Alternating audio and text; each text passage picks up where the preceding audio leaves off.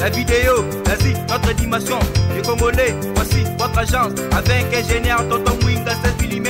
Papa, na Kevin, agence 16. J'étais à Mila, Bazako, Kadesa, Kokola, toujours imité mais jamais égal.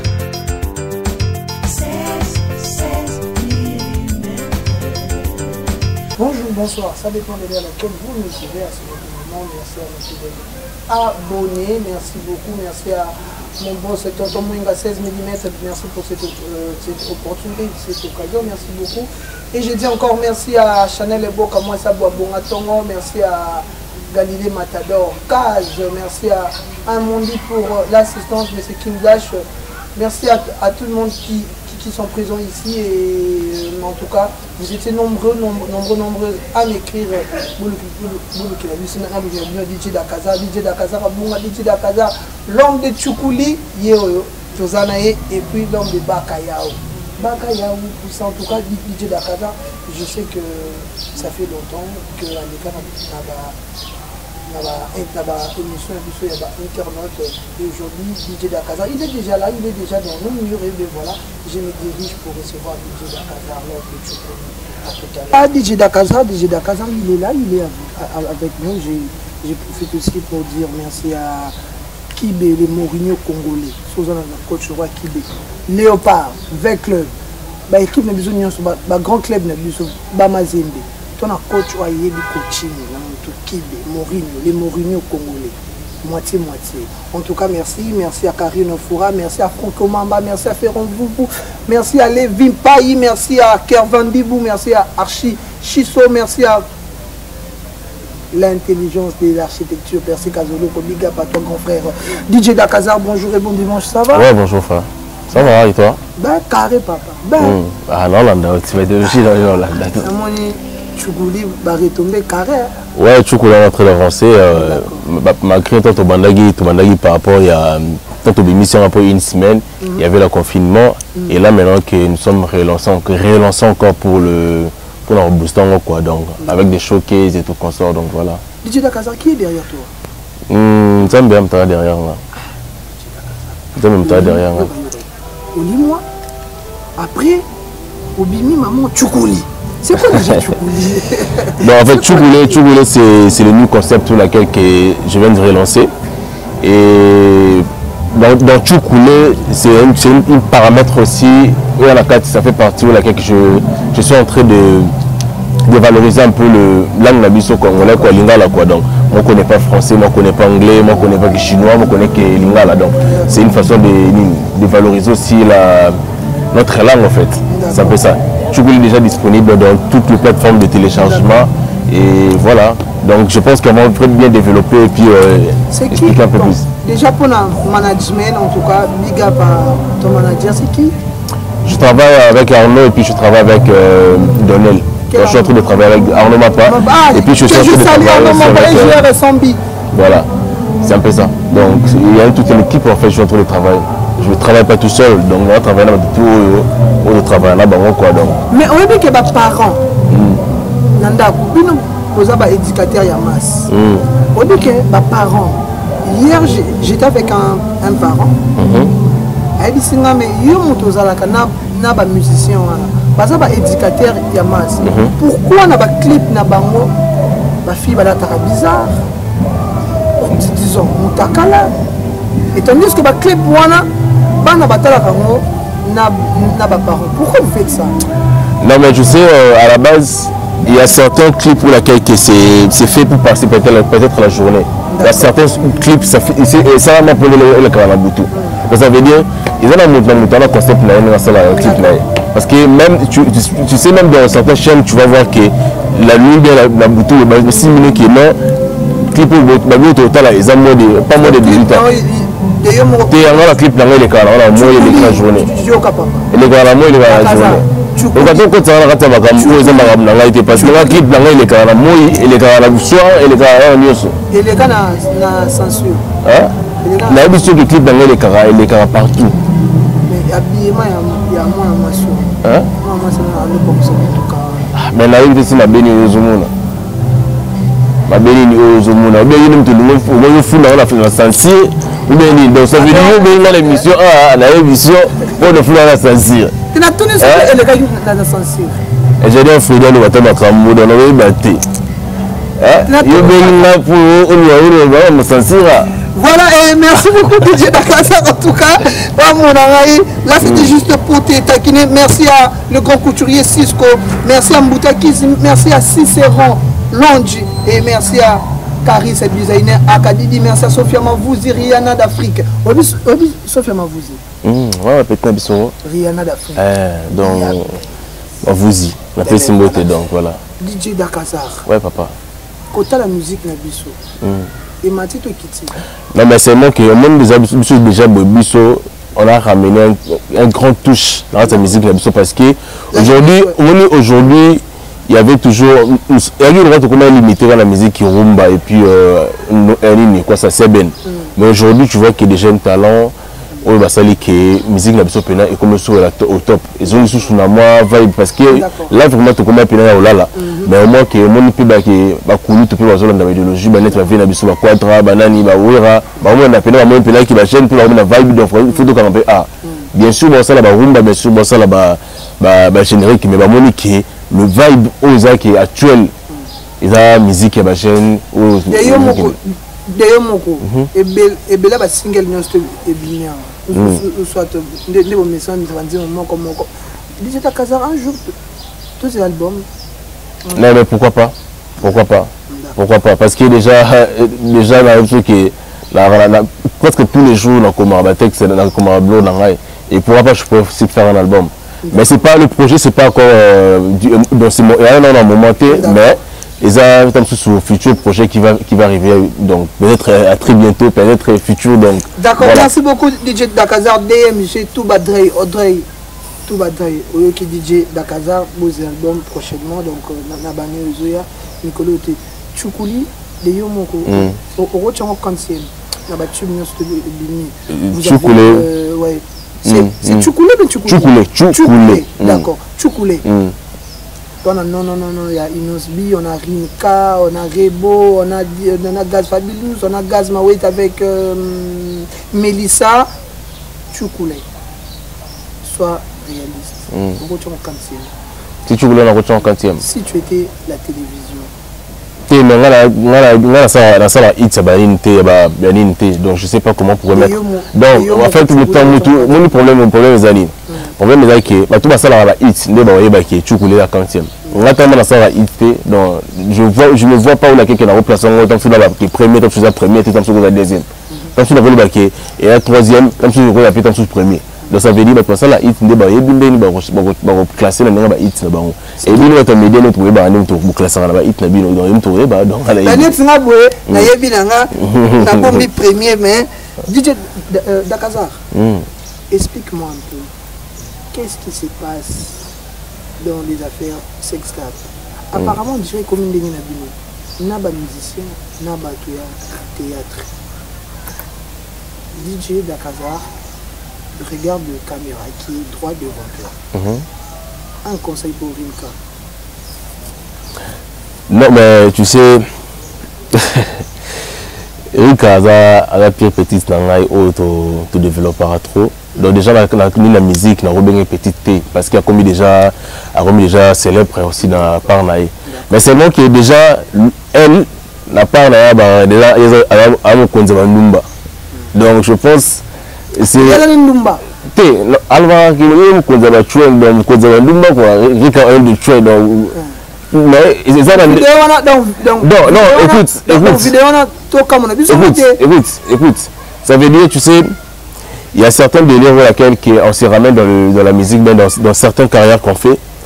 Des fois, il ne faut pas qu'on oublie qu'on a aussi une future, l'obit au bala, l'obit au bota, l'obit au comanine.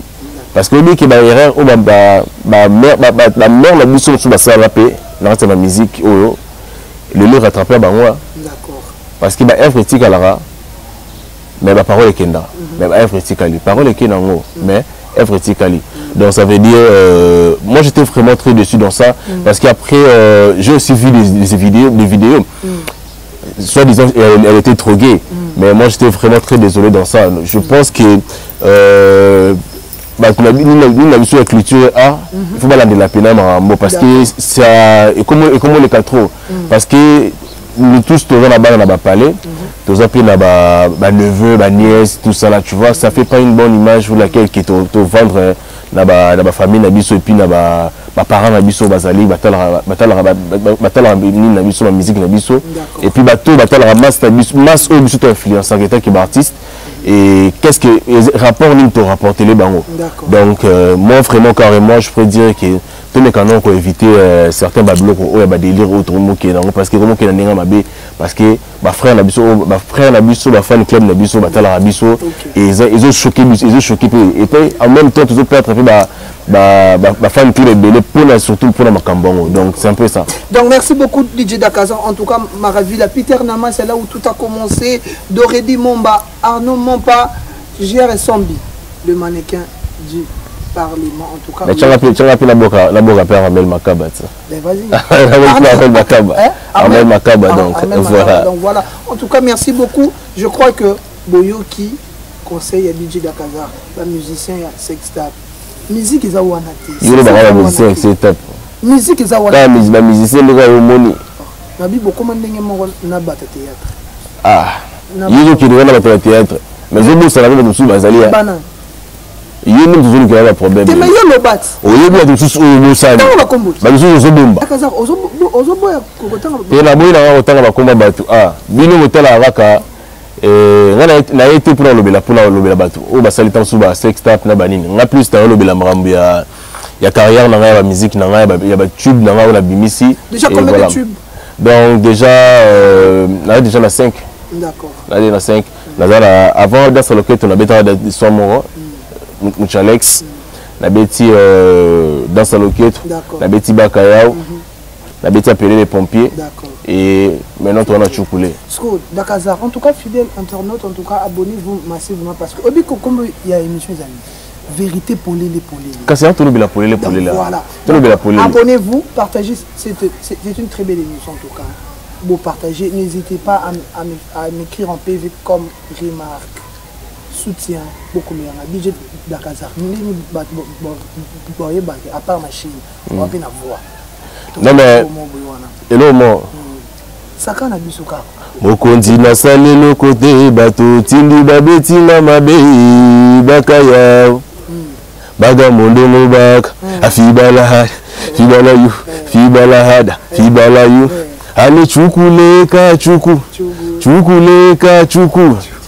appelez les pompiers.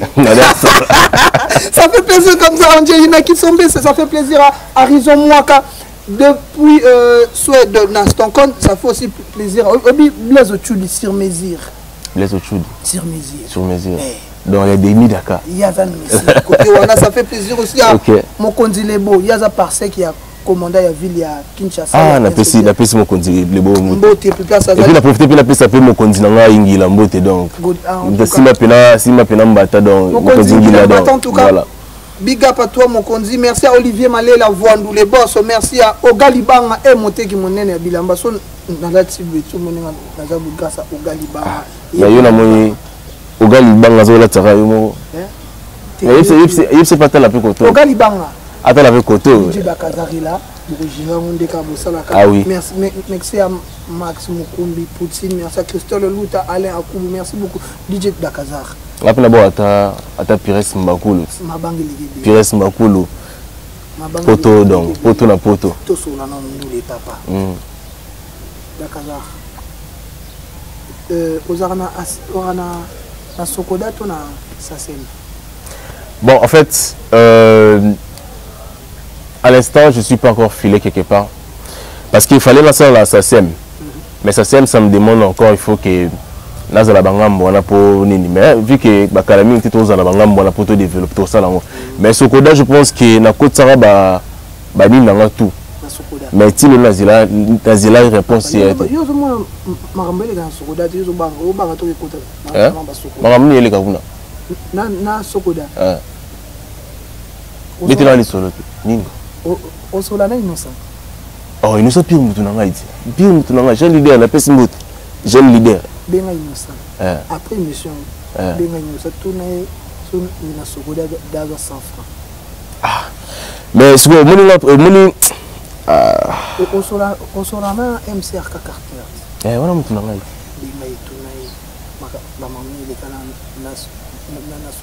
En tout cas, ne me tenez pas rigueur. Nabi. Ne me tenez pas. Je vais passer le message vite fait. Bata Sokoda. Nabi. Bata Sokoda. Yo sur la pena nages fabulous nages ma wete. Vite fait. Mais tout yo tout na yo balobini. Ça fait plaisir comme ça. Basilengi y aller Chanel. Aussi sollicité on va le mot pour la Sokoda. Et le aussi c'est le mot pour la Chanel Boga la Pessimbote. Mais tout ça. Moi si à Bongaton. En tout cas Bata Sokoda, ne tenez pas rigueur. Toloba marambo oyo eza. Bo futa ba musicien. Bato basa filia na Sokoda. Obi Blaise Boula. Allez quand l'émission il y a grand frère na Papimbo Makejo Sali. Alobela ba marambo ya Sokoda. Jo musu na fanda na bandale. Nzembo na yo ebeta. So na tali na bi Nanga ali na mbonga Sokoda ta. Voilà. Mais la côte ça va dire tout. Ba répondre au. Ba répondre à petit lelo. Quand de membres pour nous petit lelo. Oluka vie Venan. Vie Verkis. Non vie Verkis na soute. Et comment vie même toi prendre. Et comment vie nous kalong. Luka vie. Mais il y a comment d'ailleurs faire qui ça fait que nous kalong ba bunda. Ba buka c'est ba porte. On aussi na soumila. On va ça. DJ Dakaza merci Montréal Dama. Mais on nous convie, on vie. Ma globe. Il faut nous convier la parler, mais il faut nous convier la bureau. Bon, la bureau. N'habite yo benga ina. Ah non, l'animal vie. Mais pas jouer bien, on se la bien na Papimbo mat. Papimbo minanga. PM la PC vous mettez. Do benga Papimbo. Là c'est ça message. Ne me tenez pas rigueur. Venioche. Jour mususu na fana na banda na wiki nzembo no ebeta na 4 bars. Na mituni na bandal.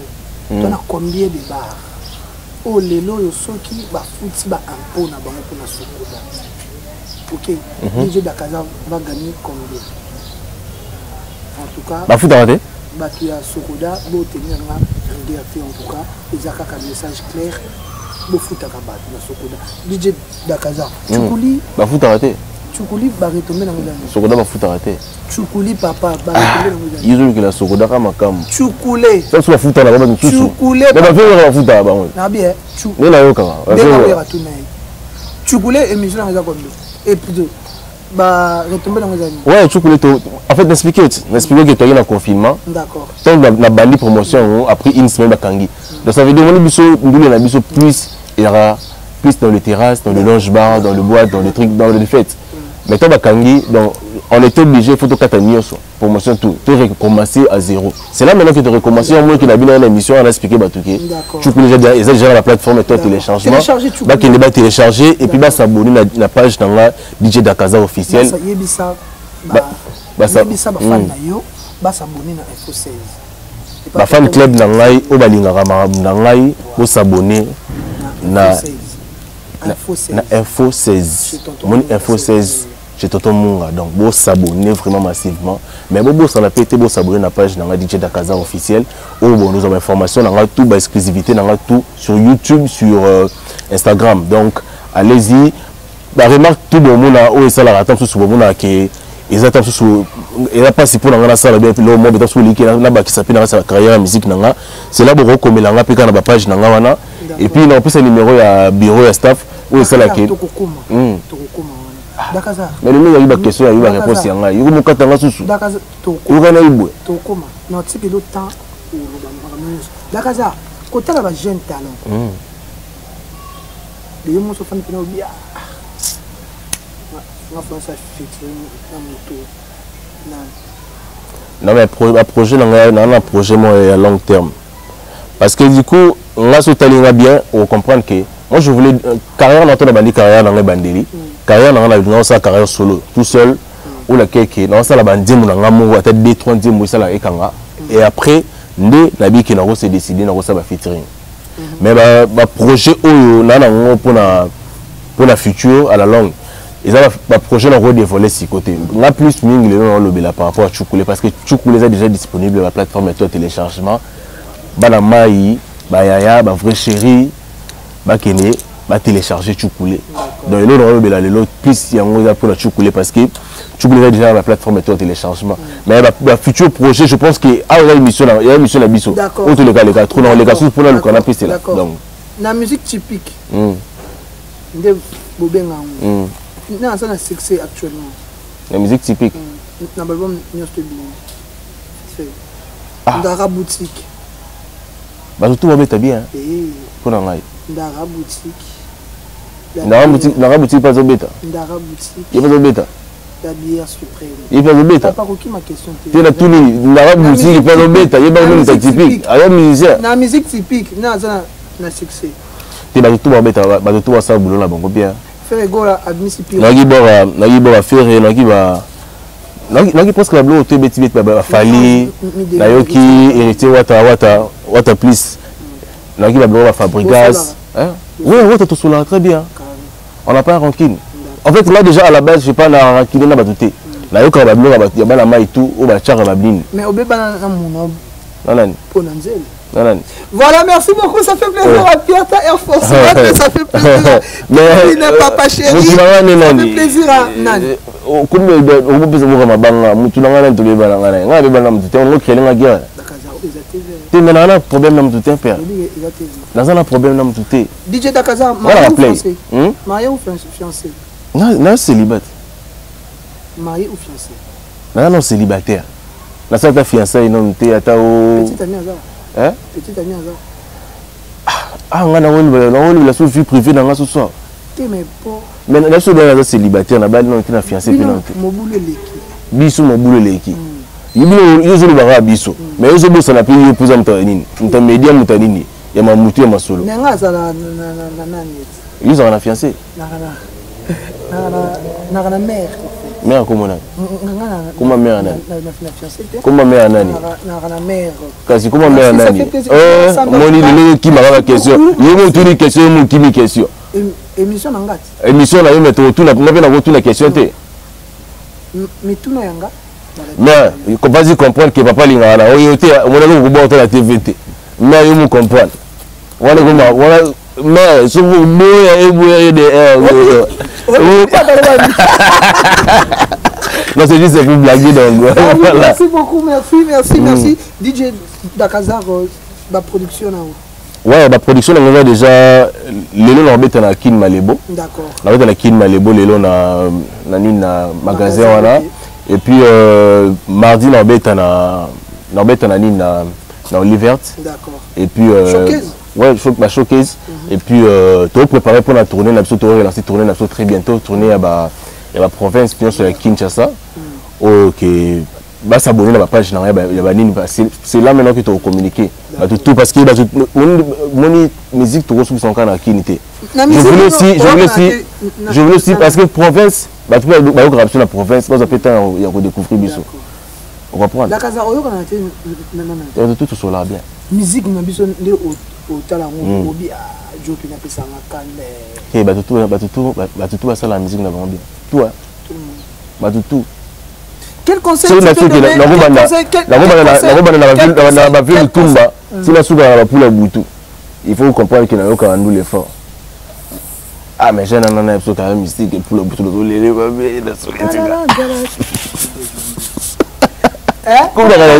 zombies à la musique. Non, les ma courage. Mais ce que ça fait dire un Simba. Pour la là partout. Voilà le roi de Timaï dans le récipient tout on nage dans la. D'accord. Dakazar. Conseil ni au coco ça Samarine ou Nazas. Vite fait. Té, naïbi, pas problème. Té naïbité. Mais je pense que la prochaine fois on rien en bêta. Mais Bosoyo kanate bokabwani. Ba DJ Mususu, bokepa Samarino, ba DJ Mususu, bokepa Azaz. Yo za. Il doit prendre ngai. Yo za wat. Mais Samarino na mutu na ngai bidala na kala na mutu pire mutu na ngai. Bon Azaz. Hein? Ngala biso ke Samarino na mutu na ngai. Azaz.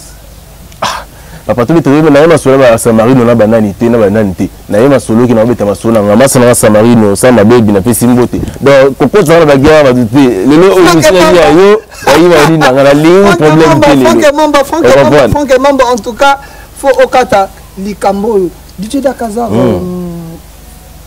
la difficulté au côté de la production de musique. Non, la difficulté est tellement belle parce que déjà, de commencer une carrière, ils ont la facilité qui va tout tenir humain.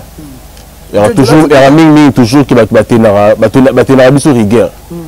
Et il y a des difficultés au côté de parce que tant que tu as un gobi, au moins gobi a gobi. Donc, il y a des choses qui ont été opérables. À mon qui a été volontaire pour aider mes soutenantes. Mais les autres ont ma propre frère, ma propre fort, on a bis autre comme tant que tu peux autres ali. Mais ça manque. L'accès va toujours appliquer. Eh, na boy na ngai, na makambo mambo ya ni ya publicité voiture AT. Na zo boy ya makambo ils comprendre. Balobi muntu nyonso bon fait. Tchona pose. Na boy na nga makambo wala zo boy ya. Na zo boy ya. Guerre, il y a des chanteurs. Guerre, il y a des nyonso ba sa musique. Et comment les lots sont sa musique, on a caracté c'est on a découragé en fait aujourd'hui c'est comme Dakaza il y a 5 ans passés et là où on a les lotés Dakaza après il y a 2 ans ou bien 3 ans passés tant que c'est appelé tant que démonté ça veut dire que la vision et puis l'homme propose des dispose donc ça m'a n'a pas ça rabattant on peut s'escalier par escalier donc les autres sous bah on autant sous autant mon cas mais il y en a journaliste sous autant sous souper bah rappeler la carte d'accord on comprend ça veut dire on habite souper dans la carte ça veut dire on peut ça autant sous on peut autant sous témoin on peut autant sous aspect et dans sous présent là mais en aspect donc ça m'a na pesa maman donc tout comme ça en colo parce qu'après si au moi après si paiement et si après si sous chance on coûte la sous les lots merci beaucoup question mon boy et les Dakaza succès et c'est là qui point changer nganga succès non mais moi je peux te dire que mais de yomoko ça prend en fait moi si je pourrais la rôle c'est de défendre je pourrais te dire que j'ai pris beaucoup de temps et l'administration était parce que j'avais beaucoup de tournées. Non, j'avais beaucoup de tournées, je dois dans nos salles. Et puis par après, quand il y a le confinement au Cannabiso, parce que le confinement, c'est 2 ans, non? C'est 2 ans, ouais. Non, couvre-feu. Non, mais couvre-feu, confinement. Couvre-feu, confinement. C'est ce qui a fait que, même tout, même si on soutient le confinement, parce que le terrain est tellement saturé, et nous tous on était bas la terre pour tout quand on vidait nos membres parce que comme on appelle ma frère n'a belé na mot que belé au tout le kendara et ça qui va koufi donc il y a qui peut moi choquant pour na biso peut-être ba fan club na biso on a ba tuning ba soutenir biso pe libanda quoi donc c'était un peu ça et on était obligé que tout peut maintenant mois demi et puis c'est relancer avec la musique d'accord copier mais le but est pour là le but est pour là tout peut mika pour parce que ils ont aussi hommage et moi j'ai rendre nous soutenir biso là la fan club na biso ba kei et tout peut ça moi quelques temps pour na respect na bango pe quoi donc bato ba kenda ginzamba zo bango na kimia et puis voilà biso to continuer toujours chemin na biso toujours na nzambe toujours na sima grand prêtre nkolo d'accord merci beaucoup DJ Dakaza obi une question mon a tourné qui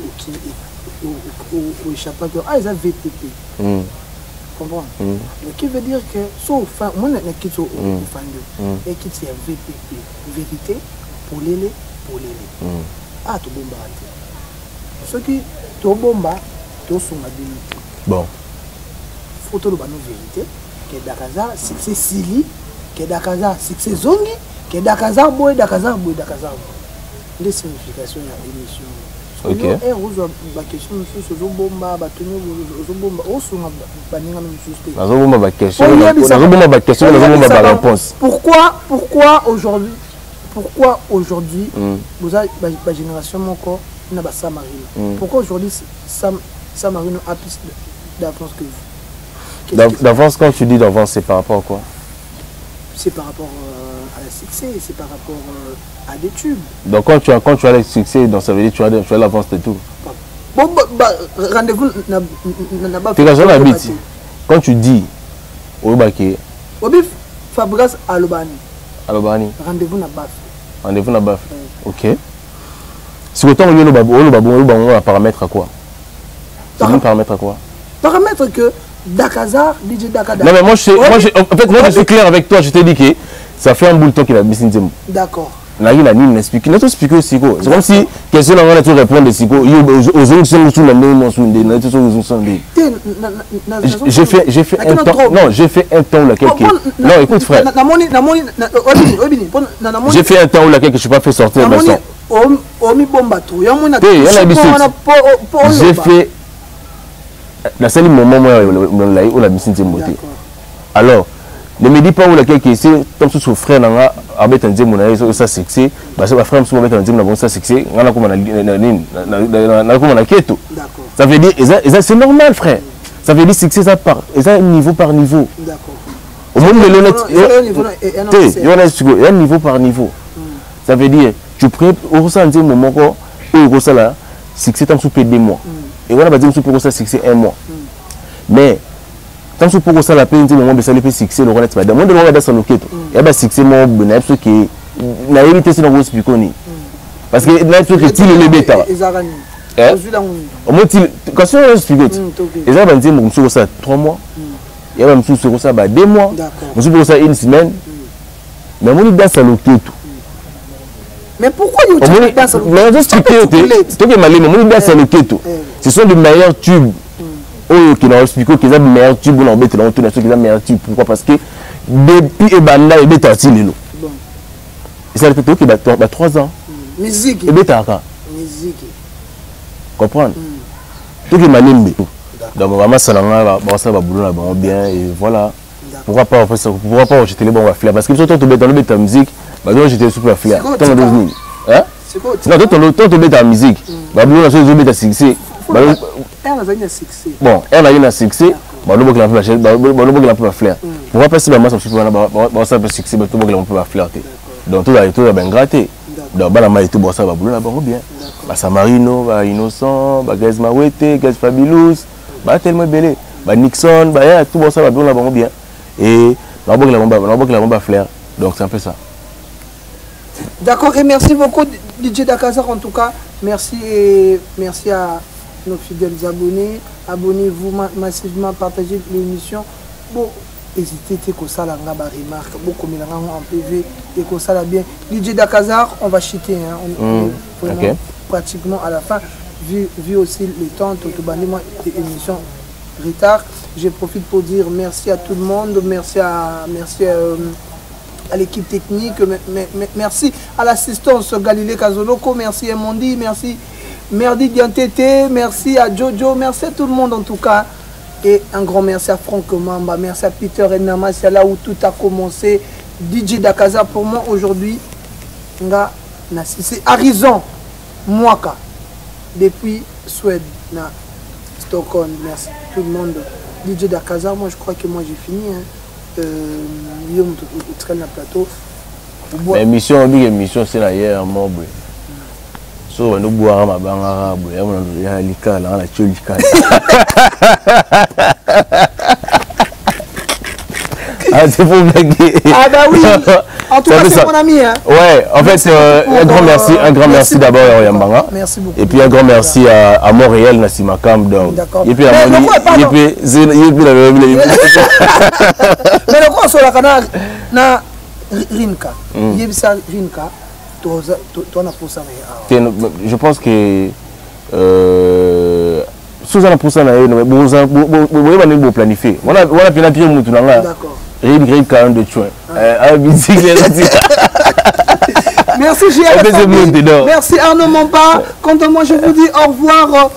Abonnez-vous, partagez cette émission. VPP, vous partagez, vous beaucoup en privé. Merci à mon boss, tonton Mwenga. Merci beaucoup. Après, Osaka merci, au revoir. Donc, un grand merci à vous, un grand merci à tout le staff, l'équipe technique. Et puis, il y a déjà Tchoukoulé qui est disponible dans toutes les plateformes de téléchargement. Allez-y, télécharger Tchoukoulé et puis s'abonner vraiment massivement sur le compte Stabisonion sur la communauté DJ Dakazar officiel. Et puis je dis un grand merci à Arnaud Mampa, je dis un grand merci à GR Sambi, je dis un grand merci à Armel Makaba, à Glody, et puis je dis un grand merci à Cédric à Cédric Makoulou. Et puis je dis un grand merci à Donnel, et puis un grand merci à tous les gens qui nous soutiennent. Un grand merci à Boatel Mobele, Henri Marcus, je vous salue, Igor Kiala, Katia, Kessi, donc Boatel Mobele, tout ça, même Moran Nabino. Donc, et puis un grand merci à Aurel Babi, on appelle ça sous Koa, Mote, on appelle si Joël Ndeka. Okundi na sali lokote ale chukuleka chuku chukuleka chuku ale chukuleka chuku mayokapa moi connais pas français mayokapa dans la yoka kututé dans la lingala moi connais que lingala mayoka. Donc un grand merci à vous. Et puis il faut pas oublier pour le numéro, c'est le plus 243 9 00030 et puis 35 677 plus 243 9 000 35 677. C'est là que Boro comme la biso pour la suggestion sur le ça ou bien rapporter aussi un plus dans sa carrière de musique. Et j'ai dit vraiment un grand merci à vous qui nous soutient. Et puis abonnez-vous massivement sur la page DJ Dakazar officiel et puis la page Info 16. Donc voilà, un grand merci à vous et plein de bonnes choses. Donc et puis si je dois rajouter, je pourrais rajouter le suprême et puis Mina Mataku, hein? Matakunga. Donc vraiment, j'ai dit vraiment un grand merci à vous. Kardashian, donc on est ensemble quoi. Donc c'est un peu ça. Donc et puis Damar, donc Pembe, donc Pembe, les Boga et après donc Damar. Un grand merci à vous. Donc, on se retrouve dans le page DJ Dakazar officiel. Et puis, un grand merci à vous. Donc, c'est un peu ça ce que je veux dire. Donc, abonnez-vous et puis, vous consommez Tchoukoulé. Ils ont déjà la plateforme de téléchargement, la TikTok, la vidéo, la vidéo plus 243 9 30 000 35 677. Un grand merci vraiment à vous. La vidéo, vas-y, notre dimension, les Congolais, voici votre agence, avec ingénieur Tonton Mwinga 7 mm, papa, na Kevin, agence 16, j'étais à Mila, Bazako, Kadeza, Kokola, toujours imité mais jamais égal.